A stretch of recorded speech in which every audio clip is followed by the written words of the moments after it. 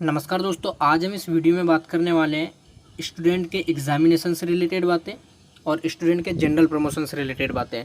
दोस्तों, वीडियो को स्टार्ट करने से मैं पहले आपको बता दूं कि एक पार्ट जो है इसका मैंने बना चुका है। यदि आपने उस पार्ट को नहीं देखा है तो पहले उस वीडियो को देखिए। आप वीडियो की लिंक डिस्क्रिप्शन में है। उसके बाद हम दोस्तों इस वीडियो में बात करने वाले हैं कि जिन स्टूडेंट के एग्ज़ाम हो चुके हैं उन लोगों का क्या होगा, किस किस यूनिवर्सिटी को यह गाइडलाइन लागू होगी और मेडिकल स्टूडेंट का क्या होगा दोस्तों। ठीक है ना। तो चलिए दोस्तों, इस वीडियो को लास्ट तक जरूर देखिएगा क्योंकि हर एक पॉइंट आपके लिए इम्पोर्टेंट है दोस्तों। ठीक है दोस्तों, यहाँ पर सबसे जो पहला पॉइंट है मीन्स 8वां जो पॉइंट है, इसमें लिखा हुआ स्नातक अंतिम वर्ष स्नातक चतुर्थ सेमेस्टर के परीक्षा परिणाम घोषित करने के निर्देश। विश्वविद्यालयवार मूल्यांकन। विश्वविद्यालयवार उत्तर पुस्तिका का मूल्यांकन कराकर निर्धारित पद्धति से परीक्षा परिणाम घोषित किया जाएगा। मीन्स जो पद्धति ऊपर मैंने आपको बताया है पिछले वीडियो में, किस पद्धति से एग्ज़ाम होंगे, उस पद्धति से एग्ज़ाम करवा कर आपका रिज़ल्ट घोषित किया जाएगा। ठीक है ना दोस्तों। उसके बाद दोस्तों स्नातक अंतिम वर्ष के लिए मूल्यांकन पद्धति, इसमें अलग अलग सब डिवीज़न किया गया है इसका। ठीक है ना। जिसमें सबसे पहला पॉइंट है स्नातक अंतिम वर्ष की संपूर्ण परीक्षा आयोजित ना होने की स्थिति में। मतलब यहाँ पर ये इसका दोस्तों कि आप अभी फाइनल ईयर में हैं और आपका कोई भी थ्योरेटिकल एग्ज़ाम अभी नहीं हुआ है, मतलब एक भी पेपर आपका नहीं हुआ है, उस स्थिति में रिज़ल्ट आपका कैसे घोषित किया जाएगा। ठीक है ना। आगे पढ़ता हूँ। परीक्षा परिणाम घोषित करने हेतु स्नातक प्रथम एवं द्वितीय वर्ष की परीक्षा के सभी विषयों के प्राप्तांकों के प्रश्नपत्रवार 25-25% अंक स्वीकार करते हुए स्नातक अंतिम वर्ष के लिए ओपन बुक पद्धति से आयोजित परीक्षा के प्राप्तांकों का 50% अंकों को जोड़कर अंतिम वर्ष का परीक्षा परिणाम घोषित किया जाएगा। ठीक है ना दोस्तों। यदि अभी आप फाइनल ईयर में, मतलब आपका फर्स्ट ईयर का जो है 25%, सेकंड ईयर का 25% और अभी जो ओपन बुक एग्ज़ाम होने वाले ना आपके ओपन बुक परीक्षा जो होगी इसमें ना, इसका 50% लिया जाएगा। मतलब ऐसा टोटल 100% मार्क्स मानकर जो भी आपका रिजल्ट आएगा वो परिणाम आपका घोषित किया जाएगा। ठीक है ना। दूसरा पॉइंट है दोस्तों इसमें स्नातक अंतिम वर्ष के किसी विषय के दोनों या तीनों प्रश्न पत्र की परीक्षा संपन्न होने की स्थिति में। ठीक है ना। मतलब ये कि आपका कोई सब्जेक्ट है उसके 3 पार्ट हैं। ठीक है ना। पेपर फर्स्ट, पेपर सेकंड, ऐसा होता है ना। और बाकी जो पेपर हैं रिमेनिंग है, मतलब आपका कोई एक पेपर हो गया है ना, उसके दोनों पार्ट हो चुके हैं, लेकिन बाकी जो पेपर है थ्योरेटिकल वो रिमेनिंग है। उस स्थिति में क्या होगा, स्नातक अंतिम वर्ष के किसी विषय के दोनों तीनों प्रश्न पत्र की परीक्षा संपन्न हो चुकी हो तो उन विषयों के प्रश्न पत्रों की उत्तर पुस्तिका का मूल्यांकन कर अंक यथावत मान्य किया जाएगा। शेष रह गए विषयों के दोनों या तीनों प्रश्न पत्र की ओपन बुक पद्धति से आयोजित परीक्षा के प्राप्तांकों के 50% अंकों के स्नातक प्रथम एवं द्वितीय वर्ष की परीक्षा के उसी विषय के प्राप्तांकों का प्रश्न पत्रवार 25-25% अंक जोड़कर स्नातक अंतिम वर्ष का परीक्षा परिणाम घोषित किया जाएगा। ये बात यहाँ पे समझने वाली दोस्तों। ठीक है ना। यदि आपके एक एग्जाम्पल के रूप में यदि 5 सब्जेक्ट हैं, ठीक है ना, उसमें से 2 सब्जेक्ट के पेपर हो चुके हैं आपके, ठीक है, बाकी 3 रिमेनिंग हैं, तो जो 2 के हो चुके हैं ना, उसका जो भी मूल्यांकन आएगा वो यथावत रहेगा। मतलब जो आपके पेपर हो चुके हैं उनको बराबर चेक किया जाएगा। ठीक है ना। बाकी जो बचे 3 हैं उसमें से जो बाकी जो बचे आपके 3 हैं वो ओपन बुक पद्धति से होंगे और उससे 50% लिया जाएगा और बाकी फर्स्ट ईयर से 25% और सेकंड ईयर से 25% उसी सब्जेक्ट का लिया जाएगा। ठीक है, बात आई समझ में। अब बात करते हैं दोस्तों स्नातक अंतिम वर्ष के किसी विषय के एक प्रश्न पत्र की परीक्षा हो चुकी है तथा द्वितीय प्रश्न पत्र की परीक्षा शेष होने की स्थिति में। यहाँ पर दोस्तों एक एग्जाम्पल के तौर पे यदि आपका कोई एक सब्जेक्ट है उसके 2 पेपर होते हैं। ठीक है ना। अब यहाँ पर एक पेपर आपका हो चुका है, पेपर फर्स्ट हो चुका है, पेपर सेकंड आपका रिमेनिंग है। समझ लो बात को। पेपर सेकंड यदि रिमेनिंग है तो उस स्थिति में कैसा रिजल्ट तैयार होगा। आगे पढ़ता हूँ। यदि किसी विषय के एक प्रश्न पत्र की परीक्षा हो चुकी है तथा द्वितीय प्रश्न पत्र की परीक्षा शेष है तो ऐसी स्थिति में जिस प्रश्न पत्र की परीक्षा हो चुकी है उसका मूल्यांकन कर अंक यथावत मान्य किया जाएगा। उसी विषय के द्वितीय प्रश्न पत्र की ओपन बुक पद्धति से आयोजित परीक्षा के प्राप्तांकों का 50% एवं स्नातक प्रथम वर्ष एवं द्वितीय वर्ष परीक्षा के उसी प्रश्न पत्र के प्राप्तांकों का 25-25% जोड़कर स्नातक अंतिम वर्ष का परीक्षा परिणाम घोषित किया जाएगा। ठीक है ना दोस्तों। यहाँ पर ये जो अभी लास्ट पॉइंट मैंने बताया उसी टाइप का है। ठीक है ना। जो आपके एग्ज़ाम हो चुके हैं थ्योरेटिकल वो बराबर चेक होंगे, उनका रिजल्ट वही रहेगा। जो रिमेनिंग है उनका 50% अभी ओपन बुक पद्धति से लिया जाएगा और 25% उसी विषय का फर्स्ट ईयर और सेकंड ईयर से लिया जाएगा। ठीक है ना। ये हो गई दोस्तों पूरा स्नातक की बात। ठीक है, यूजी की बात हो गई। ठीक है, अब बात करते हैं पीजी वालों के लिए क्या है। स्नातकोत्तर चतुर्थ सेमेस्टर के लिए परीक्षा परिणाम घोषित करने की पद्धति। स्नातकोत्तर प्रथम, द्वितीय एवं तृतीय सेमेस्टर की परीक्षा के सभी विषयों के प्राप्तांकों का औसत प्रश्नपत्रवार 50% अंक स्वीकार करते हुए स्नातकोत्तर चतुर्थ सेमेस्टर के लिए ओपन बुक पद्धति से आयोजित परीक्षा के प्राप्तांकों का 50% अंक जोड़कर चतुर्थ सेमेस्टर का परीक्षा परिणाम घोषित किया जाएगा। ठीक है ना। यहाँ पर भी वही है दोस्तों, जो आपके जो प्रीवियस सेमेस्टर हैं, ठीक है ना, उनका 50% लिया जाएगा और अभी जो ओपन बुक एग्ज़ाम होने वाले हैं उसका 50% लिया जाएगा और टोटल 100% मार्क्स मानकर रिजल्ट तैयार किया जाएगा दोस्तों। ठीक है, ये हो गई पूरी रिजल्ट तैयार करने वाली बात। आई बात समझ में। अब नेक्स्ट बात करते हैं दोस्तों परीक्षा संचालन व्यवस्था। ठीक है ना। स्नातक अंतिम वर्ष स्नातकोत्तर चतुर्थ सेमेस्टर की ओपन बुक परीक्षा प्रणाली से विश्वविद्यालय वार परीक्षा का आयोजन सितंबर 2020 तक संपन्न किया जाना सुनिश्चित किया जाए। ठीक है ना। जैसे कि यूजीसी की गाइडलाइन में बोला गया था ना कि 30 सितंबर के पहले आपको एग्ज़ाम कराने हैं, तो उसी को बेस मानकर हमारी गवर्नमेंट ने भी 30 सितंबर तक एग्ज़ाम कराने की बात कही है दोस्तों। ठीक है, अब बात करते हैं परीक्षा परिणाम, रिजल्ट कब आएगा। परीक्षा परिणाम की घोषणा स्नातक प्रथम वर्ष, द्वितीय वर्ष, अंतिम वर्ष तथा स्नातकोत्तर द्वितीय और चतुर्थ सेमेस्टर में परीक्षा परिणाम अक्टूबर 2020 के अंत तक अनिवार्य रूप से घोषित किया जाएगा। ठीक है, आपका सेशन लेट ना हो, आपका टाइम वेस्ट ना हो, इसलिए गवर्नमेंट ने 1 महीने के अंदर आप लोगों के जो भी रिजल्ट हैं वो तैयार करने की बात कही है दोस्तों। ठीक है, नेक्स्ट बात करते हैं दोस्तों ओपन बुक परीक्षा का द्वितीय अवसर।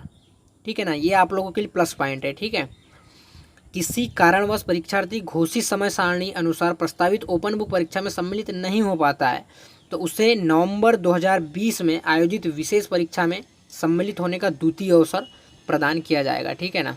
यहाँ पे कोई यदि प्रॉब्लम आ जाती है स्टूडेंट को या फिर किसी भी कारणवश वह परीक्षा में सम्मिलित नहीं हो पाता है तो उसके लिए नवंबर 2020 में एक स्पेशल एग्ज़ाम कराया जाएगा। ठीक है, हम नेक्स्ट बात करते हैं दोस्तों परीक्षा आवेदन पत्र, परीक्षा शुल्क के संबंध में निर्देश। सत्र 2019-20 की परीक्षाओं एवं परीक्षा परिणाम के लिए प्रदेश के समस्त शासकीय अनुदान प्राप्त अशासकीय महाविद्यालय, दूरस्थ विश्वविद्यालय एवं अन्य समस्त विश्वविद्यालय में स्नातक, स्नातकोत्तर तथा अन्य समस्त संबंधित पाठ्यक्रमों के नियमित एवं स्व अध्यायी परीक्षार्थियों के लिए विद्यालयीन परीक्षा शुल्क एवं विद्यालयीन परीक्षा फॉर्म जमा करना अनिवार्य होगा। ठीक है ना, आप लोगों को शुल्क और जो एग्ज़ाम फॉर्म होता है ना वो जमा करना जरूरी है दोस्तों। ठीक है, जिन परीक्षार्थियों ने पूर्व में ही परीक्षा शुल्क जमा कर दिया है उन्हें पृथक से किसी प्रकार का शुल्क जमा नहीं करना होगा। ठीक है ना, मतलब ये है कि आप लोगों को एग्ज़ाम फॉर्म भरना है, जिन लोगों ने भर दिया है उन लोगों को नहीं भरना है, जिन लोगों ने नहीं भरा है उन लोगों को अभी भरना है दोस्तों। ठीक है, उसके बाद SIS स्टूडेंट इन्फॉर्मेशन सिस्टम के संबंध में निर्देश। ठीक है ना, ये एक प्रकार की वेबसाइट है दोस्तों जिस पे आपको लॉगिन ID मिलेगी मतलब, और हो सकता है इसी पे आपके पेपर अपलोड किया जाए, पर जो क्वेश्चन पेपर है ना, तो ये सब बनाना है, ये बोला है उसने। ठीक है ना, ये बनाकर पहले से सब चीज़ें रेडी रखना है। ठीक है, उसके बाद जो डेब्यूलेशन सीट के निर्देश। ठीक है ना, ये डेब्यूलेशन सीट का मतलब एक सारणीबद्ध रिजल्ट तैयार करना। जैसे आपके जो प्रीवियस जो रिजल्ट आते थे ना, जैसे आपकी मार्कशीट होती थी ना एकदम सारणीबद्ध, उसी प्रकार से अंकसूची तैयार करने की बात कही गई है दोस्तों। ठीक है, यहाँ पे देख रहे हैं आप नियमित स्वाध्यायी परीक्षार्थियों को अंकसूची पूर्व वर्षों के प्रारूप अनुसार ही जारी की जाएगी। ठीक है ना, ये डेब्यूलेशन सीट के बारे में बोला गया है। उसके बाद ये पॉइंट आपके लिए इंपॉर्टेंट है दोस्तों, पूर्व परीक्षाओं के संबंध में निर्देश। ये इंपॉर्टेंट पॉइंट है, समझ रहे हो मेरी बात को। क्यों इंपॉर्टेंट पॉइंट है, क्योंकि यहाँ पे बहुत सारे स्टूडेंट कमेंट करके पूछ रहे थे ना कि सर हमारे जो हैं थ्योरेटिकल एग्ज़ाम पूरे हो गए हैं, प्रैक्टिकल रिमेनिंग है, समझ रहे हो ना। या फिर कुछ लोग ये बोल रहे थे ना कि हमारे तो सर एग्ज़ाम हो चुके हैं, बाद में हमारे जो दूसरे जो स्टूडेंट हैं उन लोगों को प्रमोट किया जा रहा है या फिर उन लोगों के ओपन बुक एग्ज़ाम हो रहे, तो उन लोगों का क्या होगा। यहाँ पर ये बात क्लियर हो जाएगी आपकी। पूर्व परीक्षाओं के संबंध में निर्देश। ठीक है, सत्र 2019-20 के लिए स्नातक अंतिम वर्ष की जो परीक्षाएं मार्च 2020 में संपन्न हो चुकी थी, ठीक है ना, उनका मूल्यांकन कर प्राप्तांक यथावत मान्य किया जाएगा। ठीक है ना दोस्तों, मतलब ये जिन लोगों के एग्ज़ाम हो चुके हैं ना, उन लोगों को जो भी उनके प्राप्तांक होंगे, उनके जो भी आंसर शीट होंगी वो बराबर चेक होंगी। ठीक है ना, उन लोगों को कोई भी अलग से मार्क्स नहीं दिया जाएगा, समझ रहे हो ना।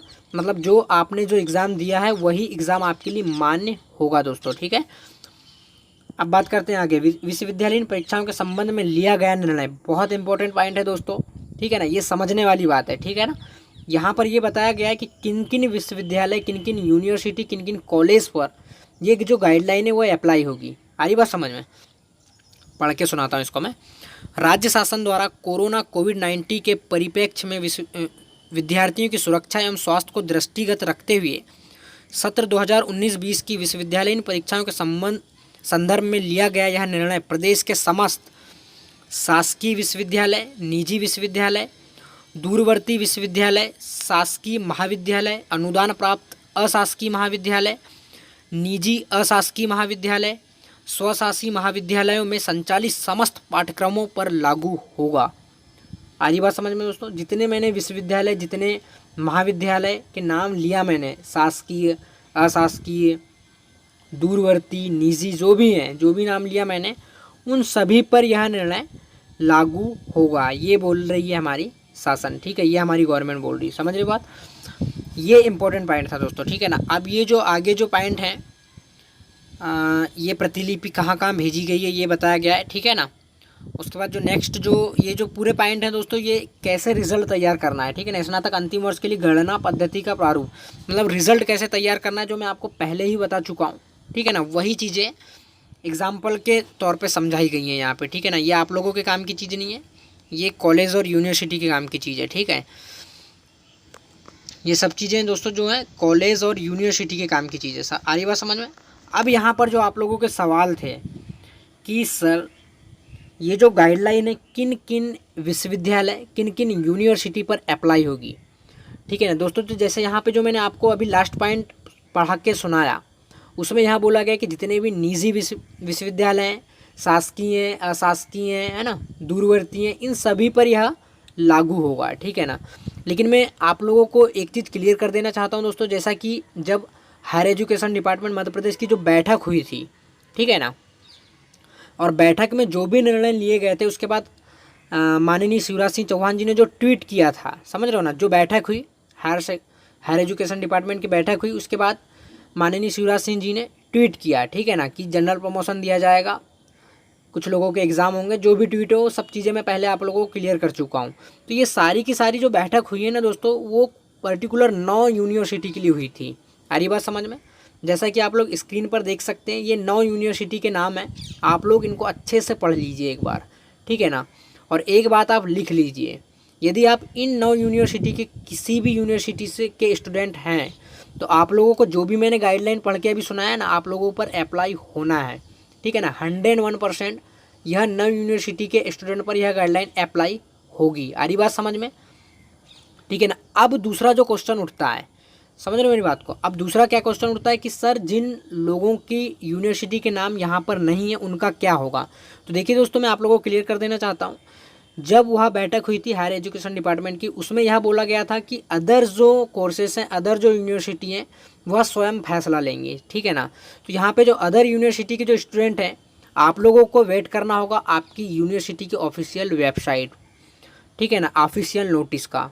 आप लोगों की यूनिवर्सिटी चाहे तो इस गाइडलाइन को फॉलो कर सकती है, आप लोगों की यूनिवर्सिटी चाहे तो इस गाइडलाइन को फॉलो नहीं भी कर सकती है, ठीक है ना। तो इसके लिए आपको किस पर डिपेंड रहना है, आपकी यूनिवर्सिटी के ऑफिशियल नोटिस पे। आ रही बात समझ में। अब जो तीसरा सबसे बड़ा क्वेश्चन उठता है दोस्तों, जो बार बार लोग कमेंट करके पूछ रहे हैं कि सर मेडिकल स्टूडेंट का क्या होगा।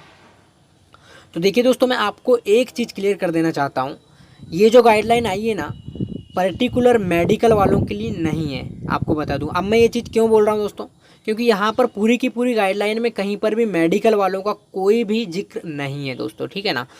दूसरी चीज़, जब higher education department Madhya Pradesh की जो बैठक हुई थी, उसमें भी मेडिकल वालों के लिए यह बोला गया था कि मेडिकल स्टूडेंट के लिए उनकी गवर्निंग बॉडी डिपेंड करेगी कि उनके एग्ज़ाम कैसे लेना है, उनको किस मूड से प्रमोट करना है, ठीक है ना। मतलब उनका पूरा का पूरा निर्णय किस पर सौंप दिया गया था, उनकी गवर्निंग बॉडी पे, ठीक है। उसके बाद मैंने आप लोगों को CCH, CCIM, MCI और INC सभी की जो गाइडलाइन आई थी वह पढ़ के भी आपको सुनाया था मैंने, ठीक है। वहाँ पर विदाउट एग्ज़ाम प्रमोशन की किसी भी ईयर को बात नहीं कही गई थी, ठीक है ना। तो मैं यहाँ पर एक चीज़ आपको क्लियर कर देना चाहता हूँ कि ये जो गाइडलाइन है मेडिकल वालों के लिए नहीं है। अब यहाँ पर सवाल उठता है कि अब मेडिकल वालों का क्या होगा। तो देखिए दोस्तों, मेडिकल वालों के लिए मैं पर्टिकुलर एक अलग वीडियो बनाऊँगा, थोड़ा सा वेट करिए। मैं भी थोड़ा सा वेट कर रहा हूँ कि कुछ नई गाइडलाइन मेडिकल वालों के लिए पर्टिकुलर आए तो मैं आपको सटीक या जेन्युइन इन्फॉर्मेशन दे पाऊँ, ठीक है ना। तथ्यों के आधार पर जानकारी देना हो सकता है वह गलत भी हो सकती है, इसलिए सटीक जानकारी, सटीक गाइडलाइन मेडिकल वालों के लिए आ जाए उसके बाद मैं आपको जेन्युइन इन्फॉर्मेशन दूंगा दोस्तों, ठीक है ना। आशा करता हूं दोस्तों कि आपको सारी जानकारी अच्छे से सिंपल भाषा में समझ आ गई होगी। समझ ना आई हो दोस्तों तो कमेंट करके आप पूछ सकते हैं, कोशिश करूँगा मैं आपका रिप्लाई करूँ दोस्तों। मिलते हैं फिर से नए वीडियो में नई इन्फॉर्मेशन के साथ। जब तक के लिए जय हिंद, जय भारत, जय माता दी।